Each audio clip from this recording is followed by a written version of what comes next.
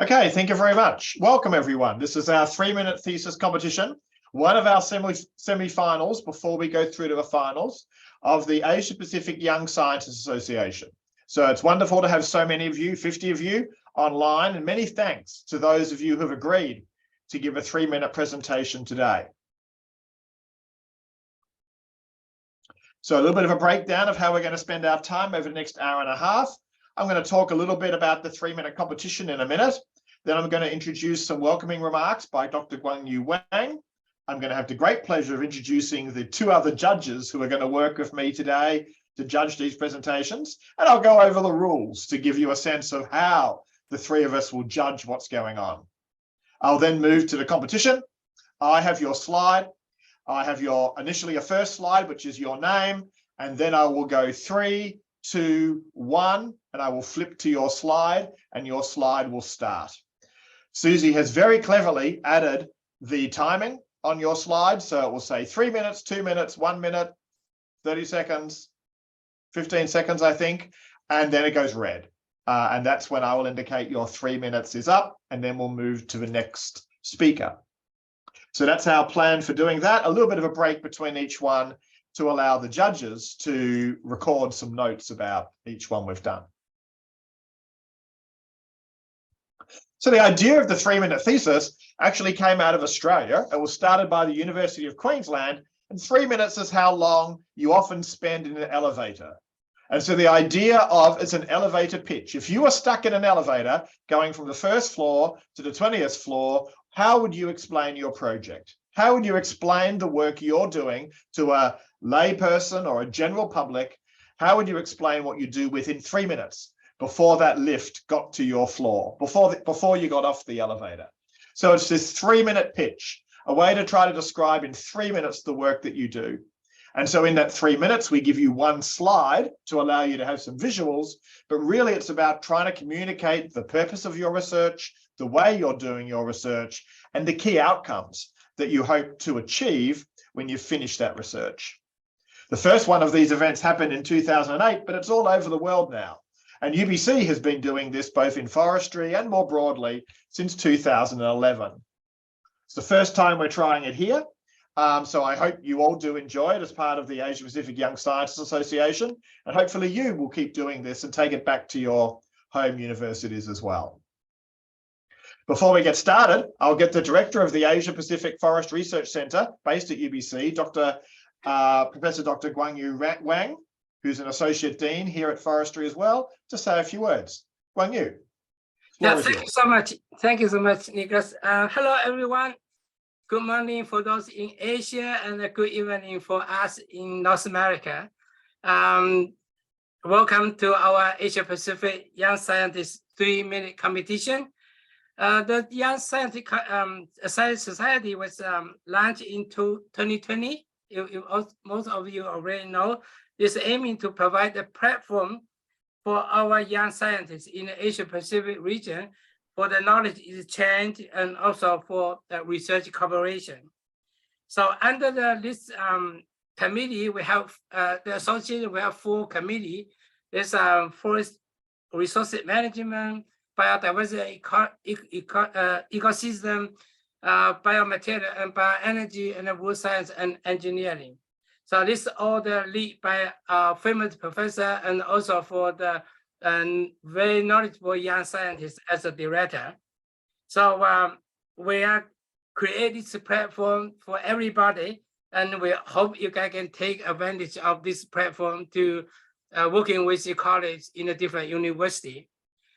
Today, I'm so glad to see you guys to get into the semi-final. And we need to thank our judge, because Dr. Fan Jiang and Intu, they agreed to serve as a judge. And also I need to thank our Asia Forest Research team for their organization. So without further ado, I will give back the floor to Nicholas. Thank you, Nicholas. Thank you, Guangyu. Great inspirational words there, and thank you for welcoming us all. So we do have 3 judges who are going to judge each of the 3-minute presentations this morning or tonight. The first judge is me. So I am a professor here at the Faculty of Forestry. I work in the area of remote sensing. I've got a research lab working in that area, and I'm delighted to be the chair as well as the one of the judges for today's session. Our second judge is Intu Bodhitarano. Close, I hope. So Intu is how most people refer to Intu. So many thanks, Intu, for joining us. Intu is an associate professor also here at UBC Forestry in the Department of Forest and Conservation Sciences. I'll get Intu to introduce herself a little bit quickly in the middle of the session, but welcome Intu and thank you for joining us. I know she's coming in from Vancouver Island. And our third judge is Feng Jiang. So Feng is an assistant professor and a Canada Research Chair here in UBC Forestry. Feng's research area is sustainable functional biomaterials and is based in the Wood Science Department. So thanks, Feng, also for joining us, taking the time tonight. And again, I'll get you introduce yourself about halfway through. So the three judges. Okay, so the rules, you as the students that have prepared your presentations know this already. You get a single slide, no additional electronic media and no props. Hopefully you should just be reading this from memory. You shouldn't be relying on notes. The idea is to try to time your presentation to 3 minutes pretty closely. You shouldn't do 1 minute. You shouldn't do 4 minutes. It should be around 3 minutes. And we're going to hear from topics today about the research that you're doing. So there will be a range of students here. We have some undergraduate students and some graduate students talking about their work. So lots of different people in different parts of their program. As I mentioned, I have an initial slide of your name. I'll count you down and then you will start your presentation. And the decision that the judges make is final. The criteria that Feng, Intu, and myself will use. Did the presentation help the audience understand the research? So how was the comprehension? And then in the engagement, how did you engage the audience? How did you make us feel interested in the topic? Did you draw us in? So they're the two key criteria that we use in order to judge each presentation. I know that you're all calling in from all around the world. Some of you perhaps from your bedrooms or your lounge rooms or your kitchens or your mum's house or your dad's house, or your dorm that you're living in. So we know the sound quality may not be perfect and the video may not be perfect. We're not going to judge you on that. So we're not going to pay attention to the sound or the video. We're just judging you on what you talk about and how clear you made it and how engaging you made it. The good news is there's prizes. So third prize, $100, second prize, $150. First prize is $250 Canadian. So that's great. And then if you move on to the final, then the prizes are very significant. $500 for third place, $1,000 for the runner-up, and 3,000 Canadian dollars for the first prize, which is a significant chunk of change. So that's fantastic. Great awards, and therefore leads us nicely to thank our sponsors. Many universities, many of the leading forestry universities around the world are part of this initiative, and we thank them as well. Okay, without further ado, we will move to the first presentation of the night. The first presentation I saw, Shiva, I saw you around somewhere, so I think you're here and ready to go. There you are. Yes. So this is the cover slide that each of you will get, and a reminder, I'll go 3, 2, 1, I'll change to the slide, and then you will start. Shiva, are you ready? Yes. 3, 2, 1. Climate crisis, air pollution, soil pollution, water pollution. What's the solution? You might think of stopping fossil fuel extraction and utilization, but it's not a solution for now. Don't get me wrong. I'm not giving thumbs up to fossil fuels. I'm saying when our life and current economy hugely depend on fossil fuels, we need strategies to first eliminate this dependence. We are surrounded by fossil fuel-based chemicals. They are in our hand lotions, toothbrushes, toothpaste, tires, umbrella, and even in our medicine. This list goes on and on. Then, how we can tackle climate crisis? Don't get sad. I have good news. The current economy is changing, and the new one is called bioeconomy. A bioeconomy or bio-based economy utilizes bio-based resources such as wood from forests to produce goods, services, and energy. Industries like forest biorefineries play a critical role in bioeconomy by using bio-based resources and integrating industrial technologies to produce bio-based products. But how can we make bioeconomy sustainable? If we're going to use food from our forest, shouldn't we be worried about deforestation or biodiversity losses? Of course, yes. We need a strategic planning to understand the potential sustainability impact of forest biorefineries from environmental, economic, and technical perspectives. In my PhD research, I produced a platform for promoting sustainable development of forest biorefineries. The platform includes a database of different technological pathways that produce biochemicals and models to assess their environmental and economic implications. I use life cycle assessment methodology to assess their environmental impacts and techno-economic analysis to compare the economic feasibility of different technological alternatives. The platform is an optimization model for forest biorefineries to achieve desired environmental and economic impacts at the same time. Following my optimization model, Canada can achieve a sustainable bioeconomy. Therefore, we can reduce our dependence to fossil fuels.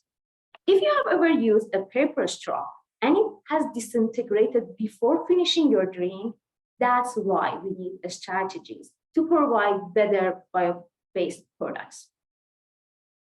Thank you.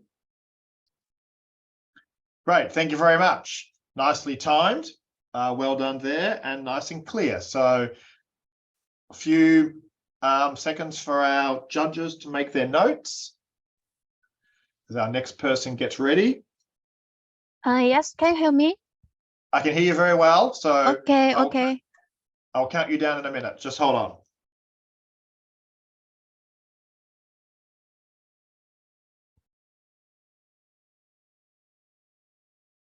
Okay, judges, are we ready to move to the next one? Yes, I'm ready. Sounds good. So it's a pleasure to introduce Zhizhang. I will count you down. 3, 2, 1. Yes, China is rich in bamboo resources, which serve as green materials in furniture and building. Recently, under the vigorous promotion of national and local policies, China's bamboo industry has developed rapidly. However, lots of bamboo product manufacturers in China are small scale and lack of advanced techniques to produce. As a result, a large amount of bamboo processing residues was produced. So a composite composed of bamboo fibers and plastics was developed, and it has the advantages of high mechanical strength, low density, and so on. However, unlike wood fibers, bamboo fibers are rich in sugar and starch, which make VPC to be more vulnerable to mold fungi, thereby limiting its application in structural materials. Previous work has shown that the susceptibility of BPCAs to mold is mainly attributed to presence of bamboo fibers. The sugar and starch in bamboo fibers provide favorable conditions for the growth of molds. It has been shown that white-root fungi are able to consume reducing sugars in the lignosinous materials.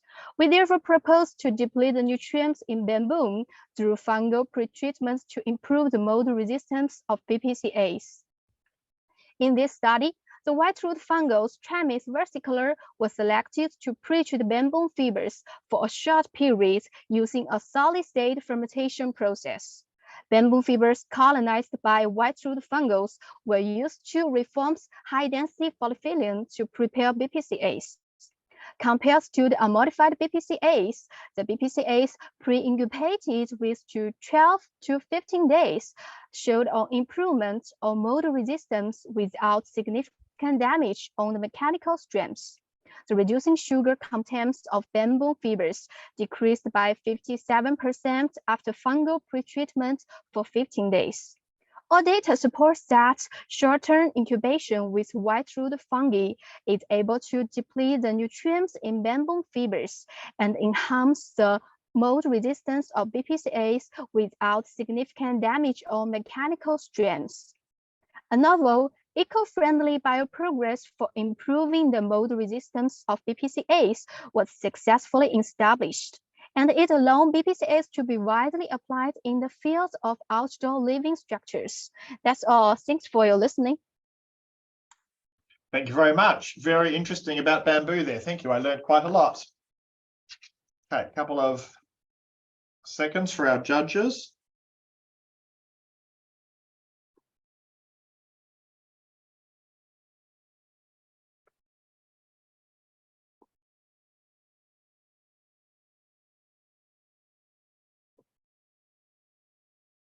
Xiao Han, are you here? Do you want to test your voice? Hi. Say hello. Hi, hello. Very good. That's nice and clear. Good, excellent. Hold on. Judges, can we proceed? Thank you. Okay, Zhao, I'll count you down. 3, 2, 1. Hi, I'm Xiao Han. I have just obtained my master's degree from Tianjin University of Science and Technology, and I'm going to the University of Calgary to pursue my PhD. Today, I will tell you about lignin silver nanoparticles for accelerating the polymerization and cross-linking of sodium polyacrylate. Lignin is an aromatic organic macromolecule biopolymer. It stands out among plant-derived raw materials for its combination of abundance, environmental friendliness, low cost, antioxidant, and antimicrobial activities, and so on. Annually, 115 billion tons of lignin are produced on Earth. More than 15 million tons among them are extracted from the pulp and paper industry. Despite its plentiful and great potential, lignin has not been fully valorized, and most of it is simply burned to generate energy. So the valorization of these green resources remains a challenge. In our research, multifunctional lignin silver nanoparticles were fabricated via a simple in situ reduction method. Lignin was used as the green reducing and stabilizing agents to construct nanoparticles, initiating the polymerization of acrylic acid monomers into chains with the help of a small amount of ammonium persulfate. During the mixing process, parts of acrylic acid monomers were neutralized by sodium hydroxide that was added for dissolving lignin, thus leading to the formation of sodium acrylate. Finally, a kind of superabsorbent polymers can be prepared at room temperature by triggering off free radicals. The water absorption capacity of this polymer can reach 325 grams per gram and retain approximately 58% of water after 2 hours at 45 Celsius. It can also maintain at about 239 grams per gram even after the 7th rose walling. This approach not only can greatly reduce the production costs and improve the water absorption capacity of sodium polyacrylate, but also improve the valorization of lignin. Thank you. Excellent. Thank you very much. And perfect timing there. Very interesting. Congratulations on finishing your master's and starting a PhD at Calgary. Very exciting. Thank you. Okay. Judges, keep making your notes. While we do that, the next speaker, there we are. I can see I'm you. ready. Excellent. I can hear you well, so hold on.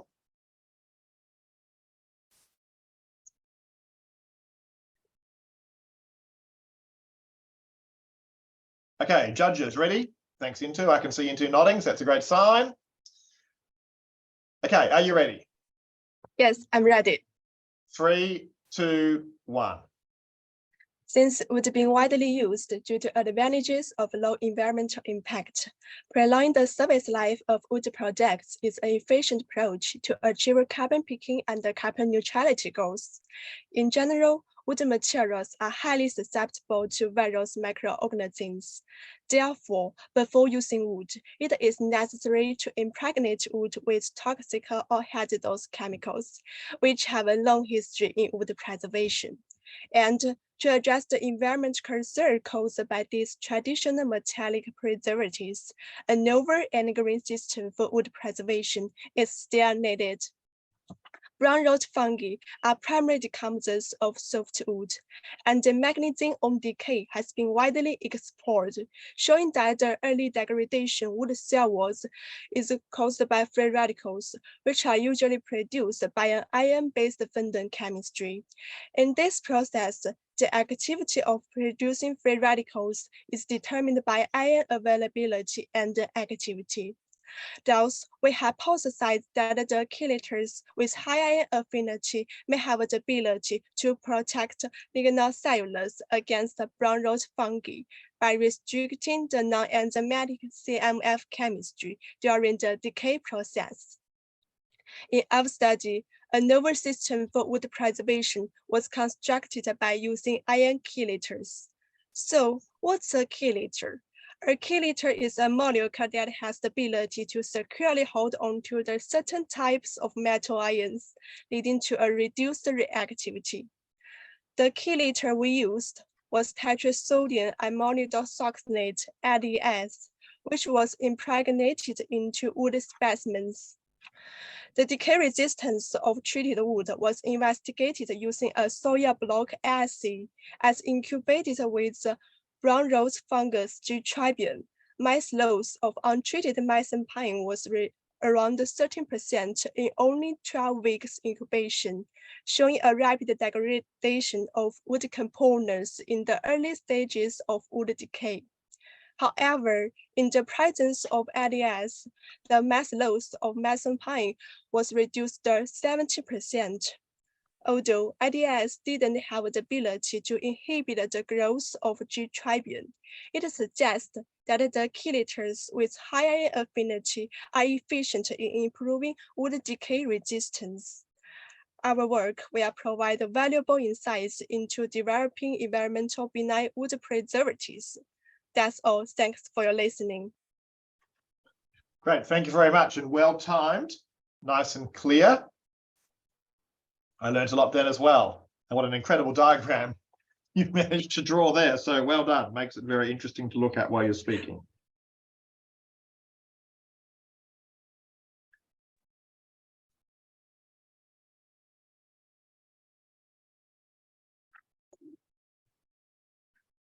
Okay.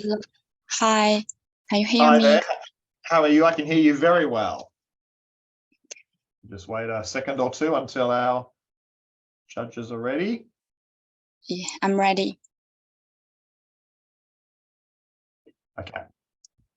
Great to see such a nice range of universities here. This is a university I've not been to, so I look forward to visiting one day. Okay, 3, 2, 1. Hi everyone, I'm Yiluo Yang from Tianjin University of Science and Technology. Today my topic is green supercapacitor components from wood. Some manufacturers are looking for more sustainable materials for energy storage equipment solutions. The growing importance of sustainability in the energy industry has led the capacitor manufacturers to invest heavily in reducing carbon emissions. Well, biomass, especially wood biomass, may be a renewable option for the sustainable improvement of energy materials. Typically, wood is used as fuel directly by burning, but here we separate the components and use them in the production of supercapacitors. Now let's go into the details. The three main components of wood are lignin, cellulose, and hemicellulose. Lignin is one of the biggest renewable sources of carbon anywhere. Our study found that various functional groups in the lignin surface provide active reaction sites for storing electrolyte ions. Therefore, we use the lignin as carbon precursor to prepare lignin carbon layers. With high specific surface area and uniform pore size distribution, supercapacitor electrodes exhibit high electrical conductivity. Next, cellulose is the most abundant natural organic matter in the world. The cellulose content of wood is 40 to 50%, and it aids in the stability of wood structures, suggesting that cellulose is a biomaterial with high strength and excellent mechanical properties. Herein, we use the cellulose as the main raw material to prepare the wood-based separator for green supercapacitors, which greatly improved the mechanical stability of a separator material. As we know, supercapacitor consists of three parts: electrodes, electrolyte, and separator. Now, two of them are replaced to sustainable products in our research. Next step, we are aiming to design a kind of electrolyte from black liquor, a waste from process of paper making. It's hoped that our research will enable fully sustainable replacement of supercapacitors within the framework of green chemistry and the circular economy. It's all. Thank you for your listening. Great, thank you very much.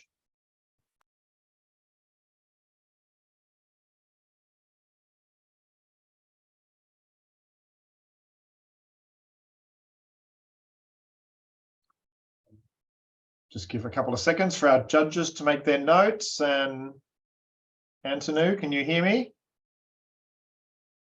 You need to unmute yourself. Can you hear me, please? Is it okay? I can hear you now. Talk a little bit louder, but yes, we can hear you well. Thank you. Great to have a university from a different location now, all the way from Sweden. So Yes. welcome. Thank you. It is very late night or early in the morning. So what time is it? It is now 2:30 a.m. 2:30 a.m. Well, you deserve the prize for Exactly. the most willing student to be there. So we're very grateful that you've taken the time to get up and talk to this. Okay, judges, we're ready. Yes, Antonu, are you ready? Yes, I am ready. Okay, 3, 2, 1. Hi, I'm Atanu Kumar Das from SLU, Sweden. My PhD thesis presentation is entitled Multi-Billet Shaft Mill MBSM for Better Biomass Powders. If we see from figure 1, the traditional pathway of producing biomass powder is very long. We need to achieve drying and milling to get powder. This pre-drying and chipping can destroy the native structure and chemical composition of the biomass. So what we can do, that's why in my PhD thesis work, we selected a very new technology which can mill green log or green biomass. You just put your material in one end and you can get the powder in another end. And this technology can produce very fine powder. If we see from figure 3, it is clear from the peak that MBSM powders can produce very fine powders. There is very big difference from traditional hammer mill and our new technology MBSM mill. This technology can also produce very spherical particles. If we see figure 4, then you can see that there is big difference also. MBSM has higher aspect ratio, which means it can produce very round shaped particles. We also investigated the effect of milling technology on their chemical structure and also the native structure. From figure 5a, we can see that the chemical extractives that are intact in MBSM powder, that is figure 5a. Whereas you can see that figure 5b, all extractives are distributed or scattered on the surface of powders. When we see that morphological characteristics from figure 6a, we can see that the MBSM powders are intact. There is no damage. When we see figure 6b, we can see that from green arrow, there is some defibrillation. And if we see that the blue arrow, we can see the fibrillation. It means the native structure damage. for hammer-mill powder. So what we can conclude from my research work? MBSM powders have clear advantages.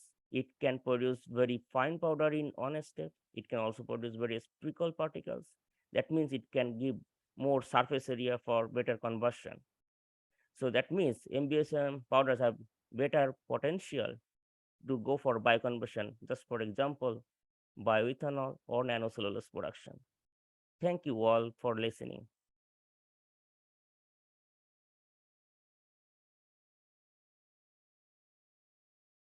Thank you very much. Perfect timing. So nicely ended there.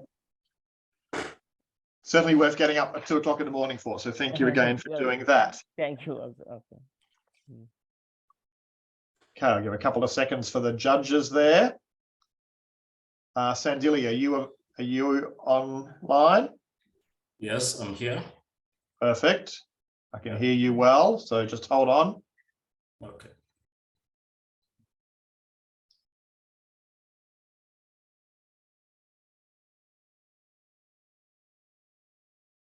Feng, you're good? Good. Yeah. Okay, so Sandili, great to have someone from Nanjing Forestry University, one of our partner universities here at UBC. So great to see that. Sandili, 3, 2, 1. Hello, everyone. My name is Sandili Fagutsa from Nanjing Forest University. Fossil fuels of global CO2 emissions, and many strategies have been recommended by researchers around the world, the co-firing of biomass and fossils is one of the most promising methods to reduce CO2 emissions. However, one of the issues that we come across now is that untreated biomass and fossils are accompanied by undesirable fuel properties. So my research seeks to address this by using the method of hydrothermal carbonization.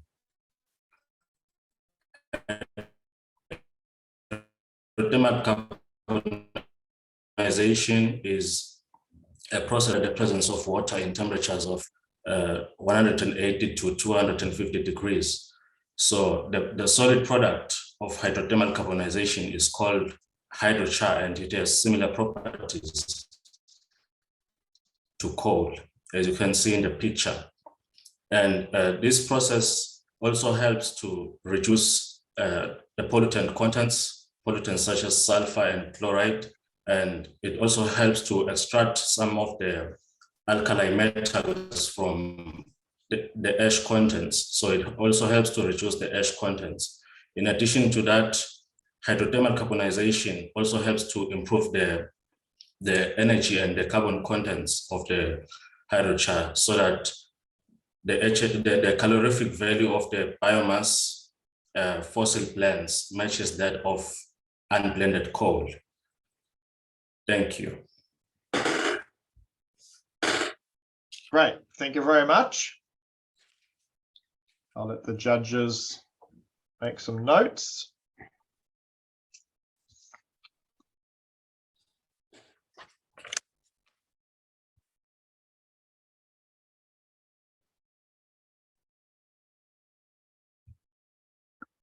Okay. Hi, could you hear me? I can hear you very well. Thank you for saying that. It's great to have you here.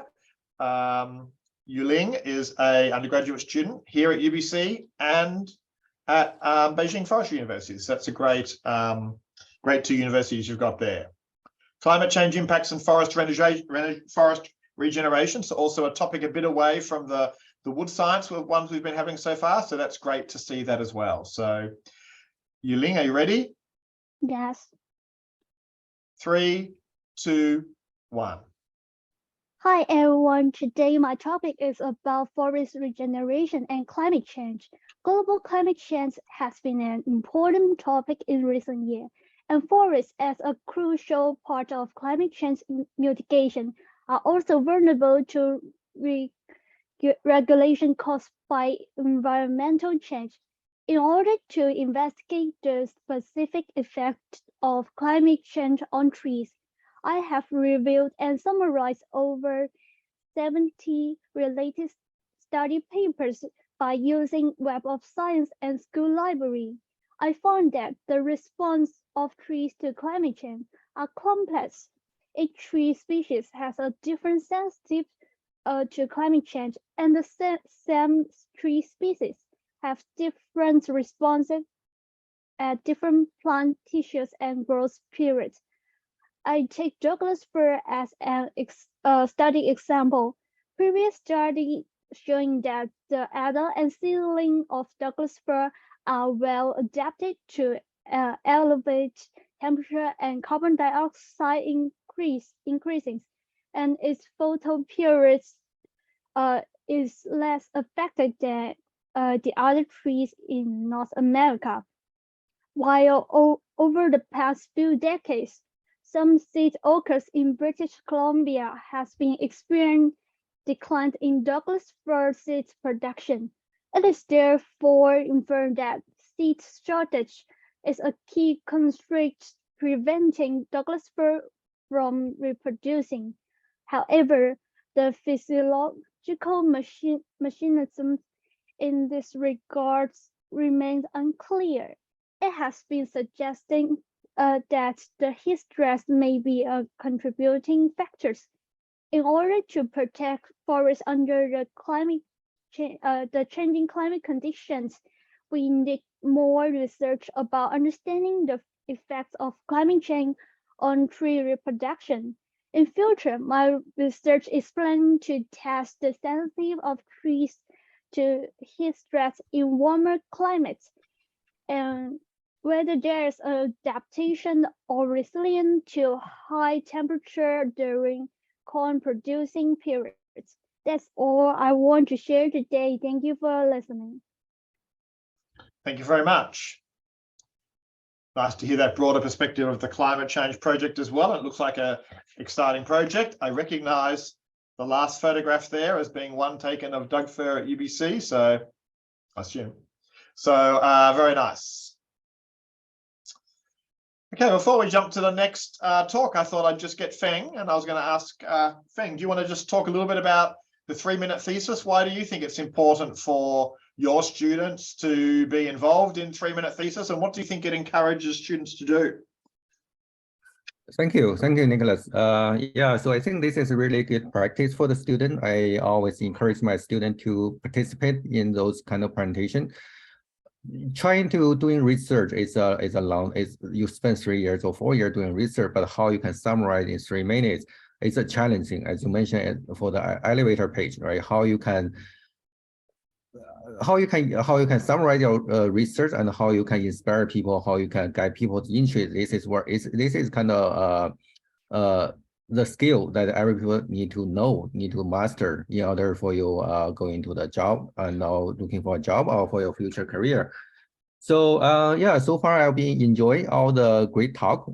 Yeah, so the first few talks is in my area, and the climate change is not in my area, but it's very interesting to see the student are able to either as my undergraduate student just do the library research, or maybe the graduate student already did some research work. So very interesting talk. Yeah. Great. Thanks, Feng. Into, I know your connection is not perfect, but what about the graphics that you see when you see these slides and you see the students pick their pictures and their graphs? What goes through your mind when you think of that? Yeah, it's very interesting to be here as one of the judges, because I'm a visual anthropologist, right? So for me, communicating research is very important. Especially, I work a lot with different stakeholders in the landscapes, right? Different actors. So I think this is a really good way to communicate your work. And I ask my students usually to do like 3-minute videos. I think that's one of the other way to communicate your work instead of just publication, right? So I think as a researcher or a scientist, or even if you're a practitioner, you should be able to explain in a short time what actually do you do, and why is your work is important, right, for others. And I do think research has to be useful for others, not just for ourselves. And so I always push my students to do different ways of communicating your work, right, and your research, and in not using jargon and all the difficult sort of wording and things for scientists. And I've seen since the beginning of this even it's quite interesting, because I'm not at all a wood scientist and I get to learn quite a lot of things, so it's really nice. That's right. I feel the same way. I'm not a wood scientist either. Great. Thank you both. And many thanks again for taking the time to be our judges. Thank you. Okay, let's move to our next presentation. Wildfire. So again, a very, very important topic here in Canada and around the world. Obviously very important in Sichuan Agricultural University as well in China. So welcome, Dashan. Are you ready? Yes, I'm ready. 3, 2, 1. Okay. Human communities and ecosystems in many places around the world are bearing a higher risk of wildfire as the climate and the landscape changes. The flammability of vegetation can largely determine habitat fire activities, as vegetation provided main fuels for wildfires. Leaf dry matter content. The ratio of leaf dry mass to fresh mass is an important plant trait and one of the most determinants of plant flammability. In my research, I am committed to exploring the global patterns of leaf dry matter content. And to do this, I compiled a global data set containing the plant's leaf dry matter content and their environmental information over 4,000 species. Here are the main results of my research. First, woody species have a higher leaf dry matter content value than herb species, indicating that woody species were more ready to burn. Second, leaf dry matter content is not randomly distributed across plants. Closely related plants with the same ancestor have similar leaf dry matter content values. Third, plants in more fire-prone habitats tended to have a higher leaf dry matter content value, which is fire had favored the development of properties that make species more flammable. Fourth, leaf dry matter content of fire-adapted species such as pine is higher than non-fire adapted species, suggesting that high leaf dry matter content is likely a result of fire selection. Last, climatic factors such as temperature and precipitation also influence leaf dry matter content as well, but the effect is much less than fire. Ladies and gentlemen, yes, studies on the interactions between wildfire and the plants can help us further review the effects of wildfire. Fire risk may become higher in many areas due to a warming climate. We need to better coexist with wildfire, improve our forest management strategies, and further our understanding of the complex interactions between wildfire and plants. That's all. Thank you very much. Thank you very much. Nice and clear, and a really nice graphic. So well done with that. You're obviously a bit of an artist if you've managed to do that yourself. So well done. I'll let the judges just make some notes. So Jinmi, are you here? I can hear. I can hear you very clearly. Thank you. Excellent. Just hold on a moment. Okay.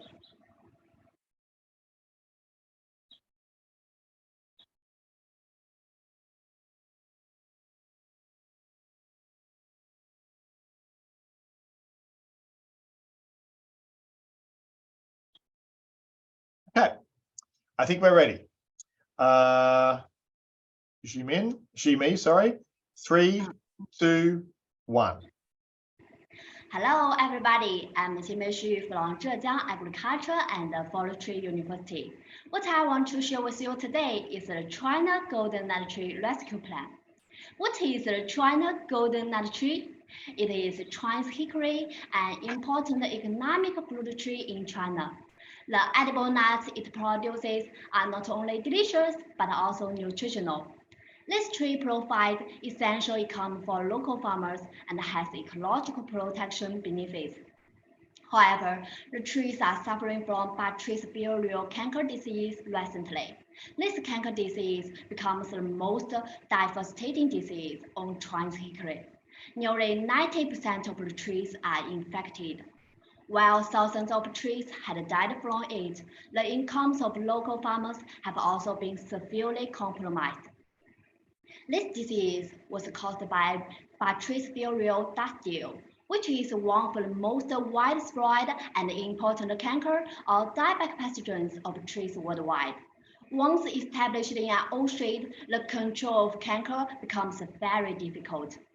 Now, the integrated management of Bactris virial canker on woody plants is still a big challenge worldwide. In our case, we are establishing different control strategies, effective control strategies. Firstly, the synthetic fungicides show the control effect on canker disease in field, and the canker smashing treatment could enhance the effect. Secondly, the grafting method is a practice way. Experiments have shown that pecan grafted hickory exhibits significant resistance against the canker in field. Thirdly, biocontrol using antagonistic microbes provides an alternative way. In addition, there are some field management techniques to reduce the incidence of disease. For example, planting annual plants on the forest to increase the biodiversity. The results presented here give a scheme to the rescue action of golden nut tree in China and provide the practice experiences for the integrated management strategies of Bactris virial canker. That's all I want to share with you today. Thank you for listening. Excellent. Thank you very much. A nice engaging talk there, and great to hear about the rescue plan for that obviously very important species.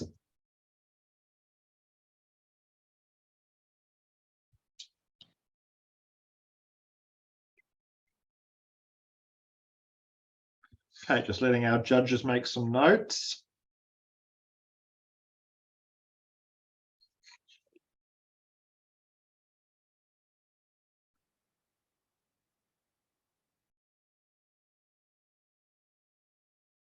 Okay, great to see another university here in our partnership for this project. So welcome, Vikash. Obviously, you're at the University of Canterbury in Christchurch, New Zealand. What time is it there?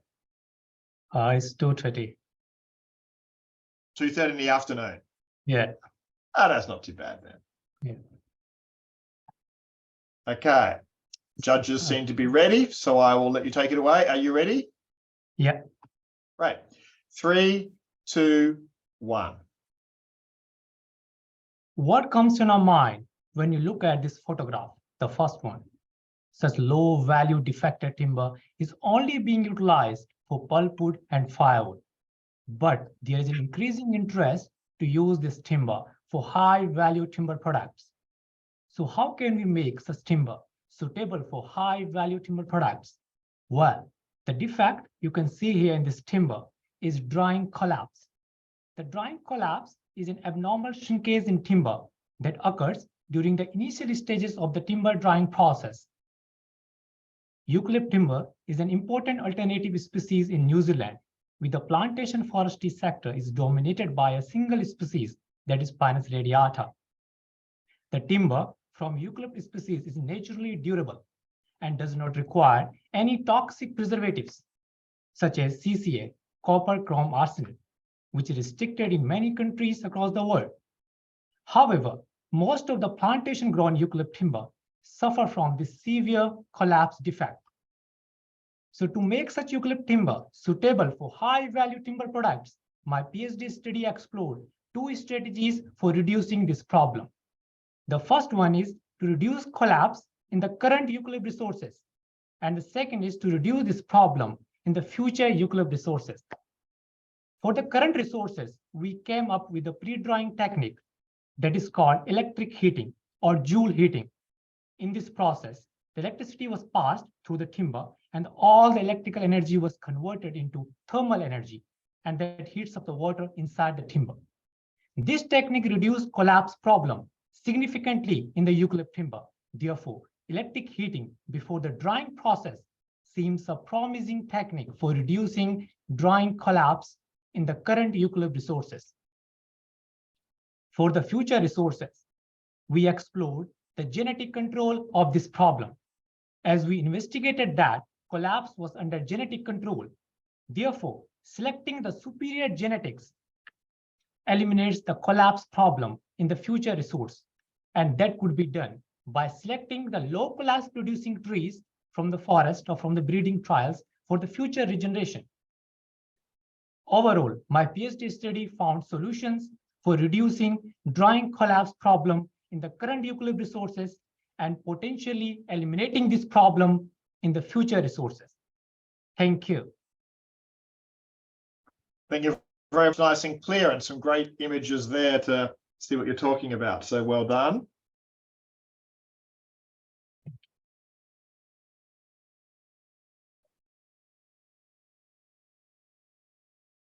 Letting our judges make some notes.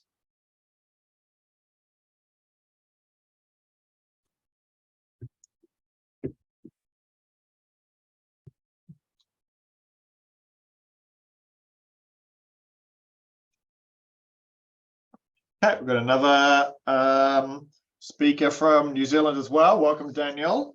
Yeah, hello, from New Zealand. Welcome, everybody. We can hear you very clearly. Just give us a couple of seconds to finish waiting.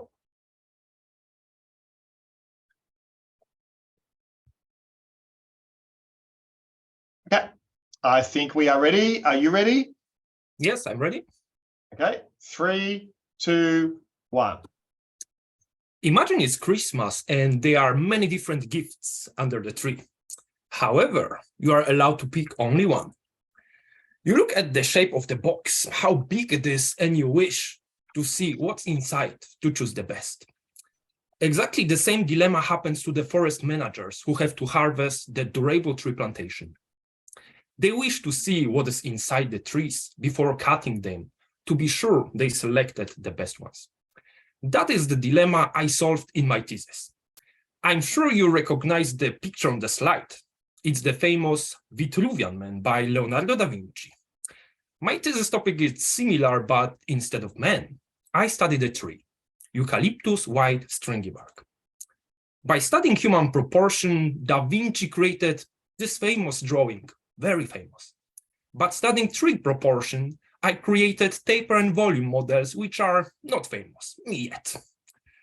Tree volume can be compared to human weight, describing the amount of wood in the tree. Tree taper can be compared to human hip-waist ratio, describing the shape of the tree, whose diameter decreases from the bottom to the top. To predict your height, you can measure your arm span, as those two measurements are about to equal. To predict taper and volume, my models use multiple tree measurement as predicting variables, such as tree height or diameter. An interesting relationship occurs between tree components. If you have ever played with Matryoshka nested dolls, you know that inside the largest doll, there are many smaller ones. Imagine each doll represents different layer of the tree. The largest is the bark, the middle is the sapwood, and the smallest is the hardwood. When you put the hardwood doll inside sapwood doll, you create wood without bark. And when you stick all those together, you create the wood including bark. If you are a fan of Dr. Strange, you know that by using his third eye, he can see monsters invisible to others. My models have the same superpower, but instead of monsters, they allow us to see the invisible inner tree components. This is especially important in the case of hardwood, which is naturally durable, strong, and the most precious part of the tree. To end, I want to share the wisdom from my beloved grandma, who used to say, like so many things, it's not what's outside, but what is inside that counts. And I promise, with my taper and volume models, you will find out what is inside, at least inside the tree. Very clever. Thank you very much. A nice slide and certainly very engaging. Lots of use of metaphors there. So very nicely done. And a bit of your grandmother's heritage as well. So that's nice. Okay, I'll give the judges a bit of a moment to make some notes.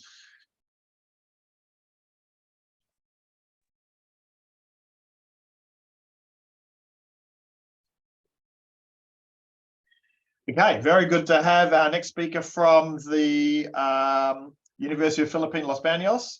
Great to have them involved in this program as well. Beautiful campus and a lovely part of the world. So, May, can you hear us? Can you hear me? Yep. Okay. Nice and clear. So that's excellent. Just give us a second. Sure.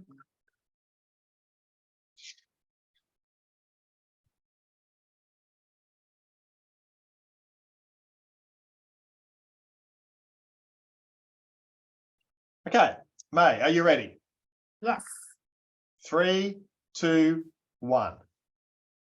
Good evening, everyone. I'm Forrester Maybelline Putian, a PhD student from the University of the Philippines, Los Baños, under the supervision of Dr. Margaret M. Calderon. My question is, what is the true value of culture and heritage? In 2013, Mount Makiling Forest Reserve was declared as the 33rd ASEAN Heritage Park because of its high biodiversity, numerous conservation initiatives and activities. It has an existing management plan, and because of its uniqueness. It's unique because it is managed solely by an academic institution, and its primary purpose is to serve as a laboratory for students, researchers, and faculty inside and outside the university. That's why Mount Makiling is relatively a well-studied heritage park. However, there's no study conducted yet on how important Mount Makiling in terms of local culture as a heritage park.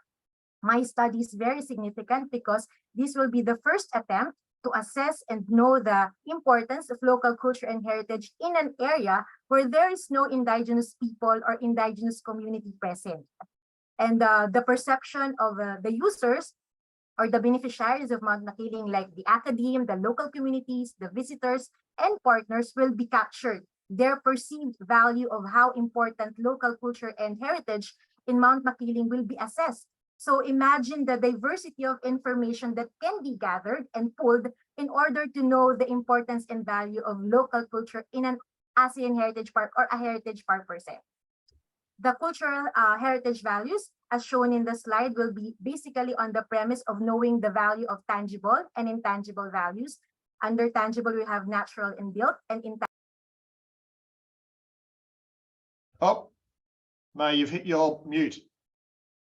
Okay. As an input, as I can continue, as an input in the different social research techniques that I will be doing, like interviews and surveys, and I will be also using different valuation methods like contingent valuation, choice experiment, and transfer methods that can be used to come up with an estimated value of cultural ecosystem services, as well as the heritage value of Mount Makiling in the context of conservation. So a cultural profile of the mountain will be produced, and the result of the study will serve as a basis or a guide for other ASEAN heritage parks if they wanted to know, to assess or know the importance of local culture and heritage in their respective area. And also for people to have an idea how to contribute in the conservation of heritage areas. And most importantly, the study will be a great contribution to the limited research or literature about culture and heritage valuation. That's the end. Thank you very much for listening. Salamat po. Great, thank you very much, and well recovered from that very short muted bit. So very nice job. Looks like a very beautiful, interesting place to visit, and yeah, some really interesting work that you're doing there. So thank you. You're welcome here. Thanks.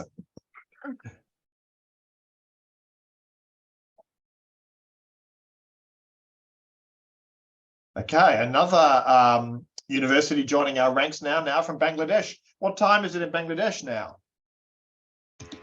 Hello, can everyone hear me? I can hear you very well. What time is it? It's 8 a.m. in the morning. 8 a.m. in the morning. Okay, great. Thank you very much. And looks like a very interesting topic here, but I'm going to be interested in since you're using remote sensing imagery. So it's great to see someone using that. So that's great news. Okay, just wait a moment until our judges are ready.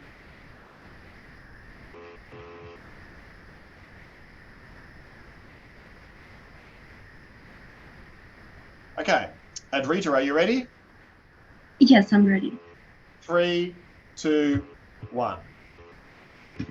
Well, as most of us know, worldwide biodiversity and forest ecosystems are being threatened and endangered regularly. Bangladesh as a country is known to be a biodiversity hotspot, so it is extremely important for us to be able to properly manage and protect our forest ecosystems. Now, this research of mine actually focuses on two different forest management regimes. The first one is co-managed forest protected areas, and the second one, biodiverse non-co-managed forest areas. More specifically, this research focuses or analyzed 9 ecosystem parameters such as gross primary productivity, enhanced vegetation, etc. In the two different forest management regimes over the past 19 years, that is from the year 2002 to the year 2021.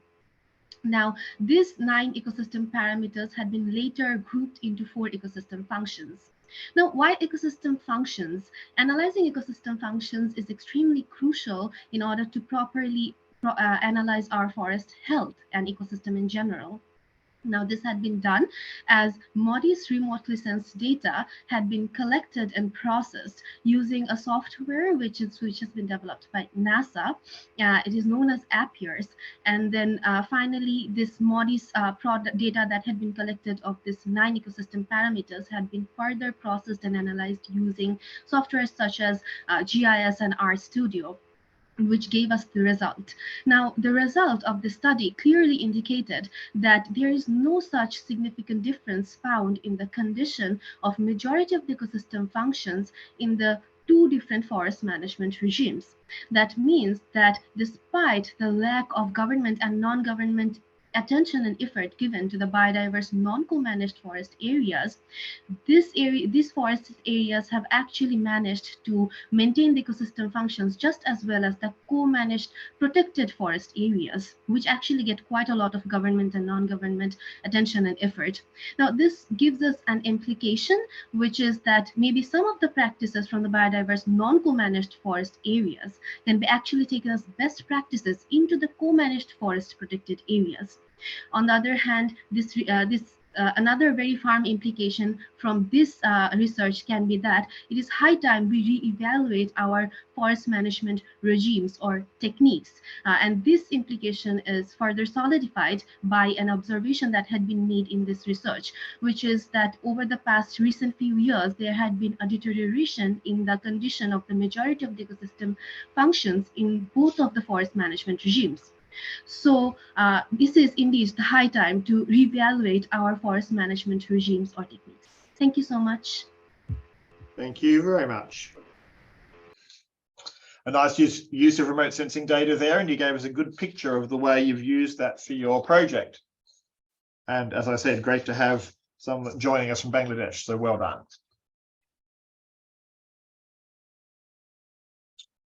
Okay, back to Nanjing Forestry University again, hearing a speaker from there. Mohalazar, are you here? Yes. Hello. Yeah, there you are. Excellent. Thank you. You can hear me?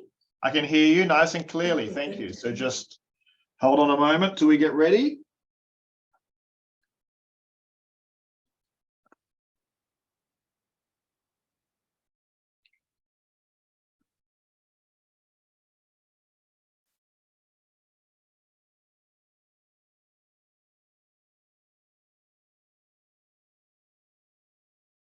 Right, I think we're ready to start. A very provocative title, so look forward to hearing your slides. So 3, 2, 1, go. Hi guys, how old are you? 40, 50, 70 years old? But I'm pretty sure in this event, nobody, ladies and gentlemen, aged more than 100 years.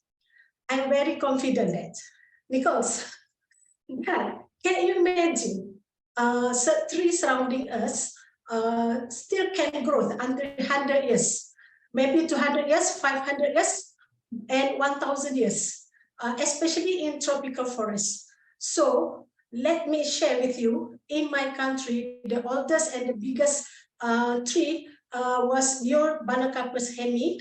The tree age estimated 1,300 years.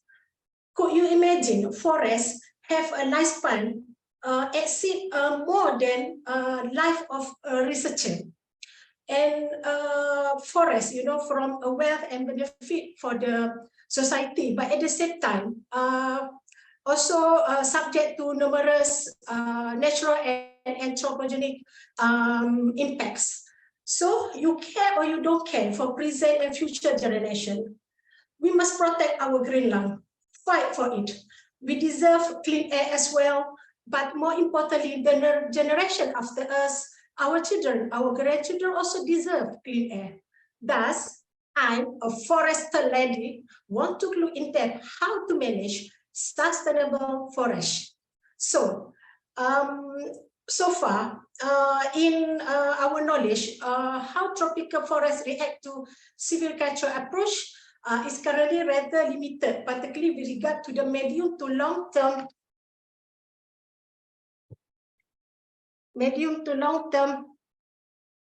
ecosystem function to recover across a fairly cycle. So it is therefore critical to understand forest structure, species distribution in order to support sustainable forest planning and management strategy.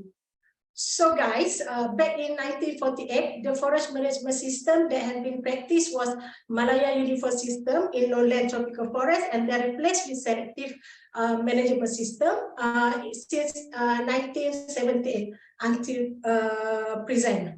So it's critical to compare the growth rate of these two systems. So in order to monitor the forest, a long-term monitoring growth plot is a key to identify growing pattern and tree changes, which include data of tree stock, basal area, and volume per hectare of trees, as well as average of annual growth.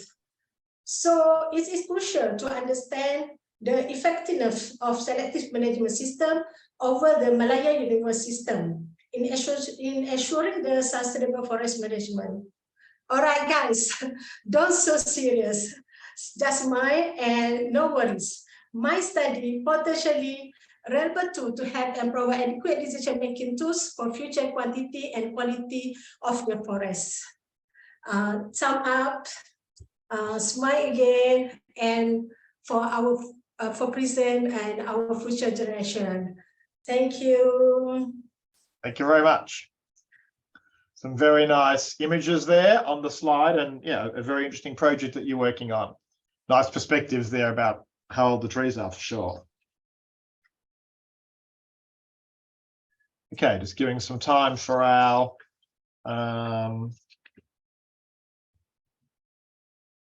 judges.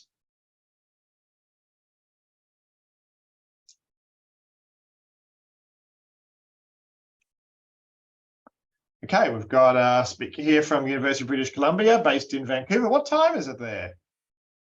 Vancouver. Now. That's right. Same time as the rest of us. So that's great. Thanks for staying up late to do this.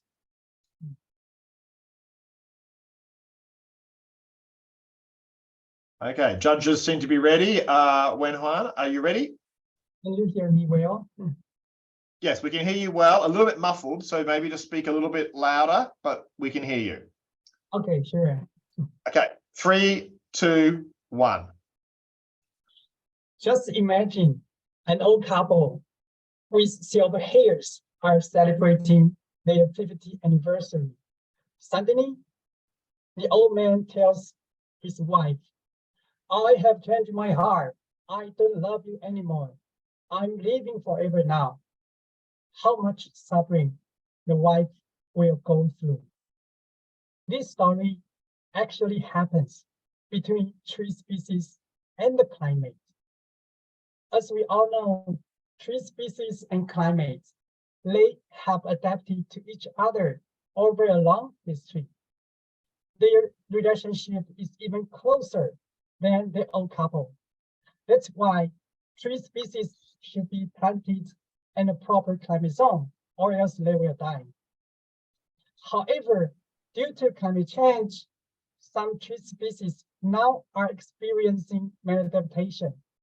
The primary reason for this is the mismatch between tree species and climate change.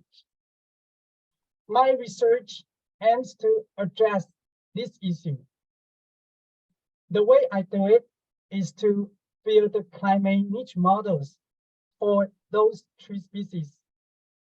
Then I will generate scale-free climate data in the future. By doing so, I can predict the suitable habitat for those tree species. My study will be novel in the following aspects. First, I will cover more tree species. Due to lack of data, in the past, many tree species cannot be built up effective niche models. While I will use high-resolution, up-to-date vegetation map that allows me to cover more tree species. Third, I will develop a tool that foresters can use to select the best tree species for a specific planting site. In short, my study is attempting to assist tree species in finding their suitable habitat. This study will be significant to develop strategies that can mitigate the impact of climate change on tree species. Thank you very much. Thank you very much. Nice and clear, very well timed. Very sad story at the beginning about the couple breaking up, but a great talk. Well done. Thank you. Okay, so that's the judges make some notes.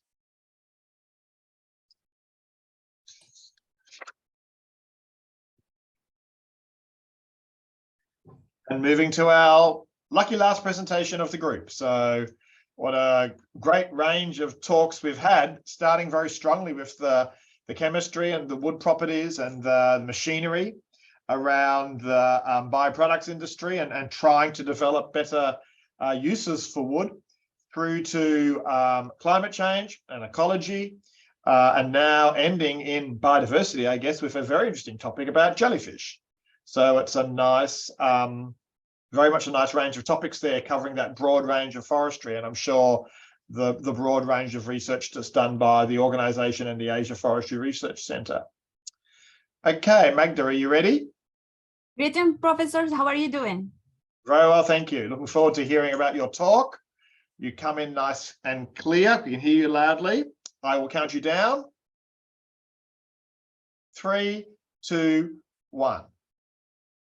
Ladies and gentlemen, allow me to take you with me back in time, specifically in 2011, when I was enjoying my summer holidays in the Moroccan Mediterranean Northwest coastline. I remember I was swimming and suddenly I felt so much pain in my arm.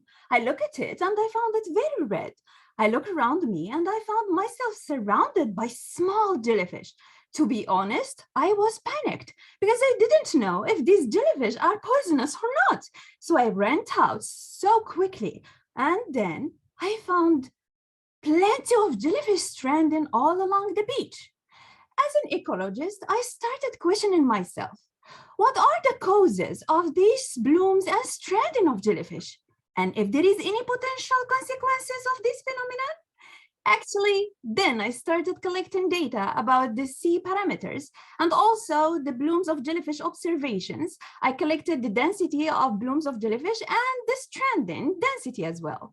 So then I found something very interesting. I found that these blooms of jellyfish density correlated positively with high temperature and a high sea salinity. But suddenly something happened.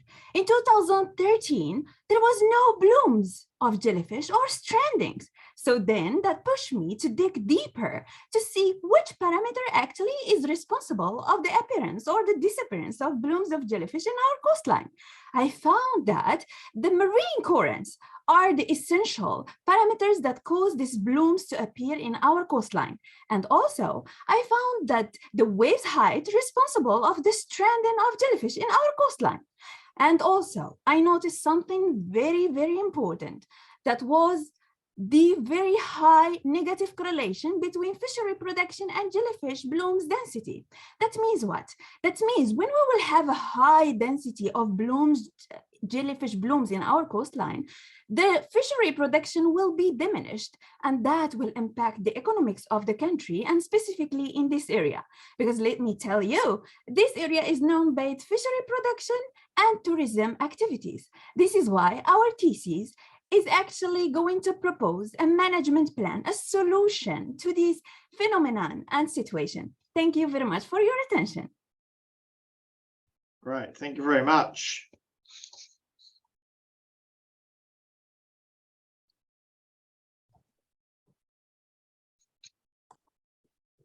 Okay, very good job, everyone. Well, that ends the semi-final as we have worked through it today. So many thanks to all the students for their hard work and their supervisors for supporting them in the research that we've seen. As I mentioned, there's been a nice array of different topics from all around the Asia Pacific, and a really nice way for you to demonstrate the work that you're doing. I couldn't tell unless you told me which ones of you were undergraduates, masters, and PhDs. So congratulations to you all for the high quality of research that you're doing, and especially congratulations to the undergrads who are giving talks just as good as the PhD students. So well done to all of you for that. Great jobs on the graphics, and all of you have obviously practiced. You're all very, very good with time. So well done to everyone. So the procedure now will be that we'll end. We're going to be ending the call now. The judges will select the 3 winners, and you'll be notified by email. We won't be telling you live. You'll be told by email within the next 24 hours. And then we also pick 6 other successful candidates who will compete in the final. So there'll be the 3 winners, 6 others, making 9. 9 people will move forward to the final that will be held in a couple of weeks. So many thanks again. Guan Yu, any final words from you? Oh, it's excellent. I don't have too much work. It's too late, and but congratulate for everybody for this excellent job, and also thank you for the 3 judges for your time as well, for your contribution. Yeah, thank you. Our pleasure. Thank you. So judges, leave this call and then just re-enter is going to be the easiest way to do that. So close the Zoom into Wenfeng and then rejoin. Thank you all. Safe day or night wherever you are. Many thanks and stay well.